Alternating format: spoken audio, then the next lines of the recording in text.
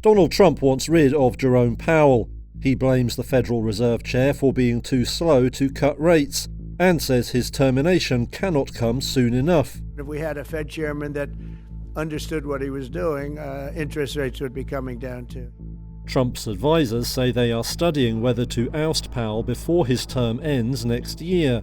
But can a US president fire the Fed chief? The short answer is no one seems to know for sure. White House economic advisor Kevin Hassett says Trump's team is studying the question. He suggested there may be new legal analysis on the matter, though it wasn't immediately clear what he was referring to. Powell himself says the president has no power to fire him, and he won't go even if Trump tells him to. The Federal Reserve Act of 1913 says he cannot be dismissed for disagreements over policy. But all eyes are on a case now at the Supreme Court, looking at whether Trump overreached in firing 2 Federal Labor Board members.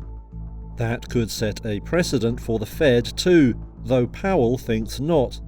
I don't think that decision will apply to the Fed, but I don't know. It's a situation that we're monitoring carefully. Stocks have fallen again as Trump ramps up his standoff with Powell. Investors are concerned that ousting the Fed chief, or even trying to, could undermine the bank's status as an independent, objective decision maker. Traders worry that policymakers could be pushed to cut rates, potentially fueling inflation. Brian Crowes is president of Scharf Investments. If politics starts getting into monetary policy, you now, as a foreign investor, or even a U.S. domestic investor, can't necessarily trust that your interest as a bondholder will be respected. And so that's a potential risk for the dollar and a potential risk for interest rates.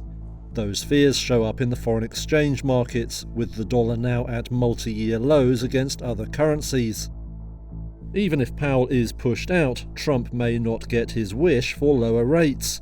The Fed structure would give remaining board members and regional bank presidents the power to set policy. If they resisted making cuts, Trump would then have to decide if he wants to assault the central bank as a whole.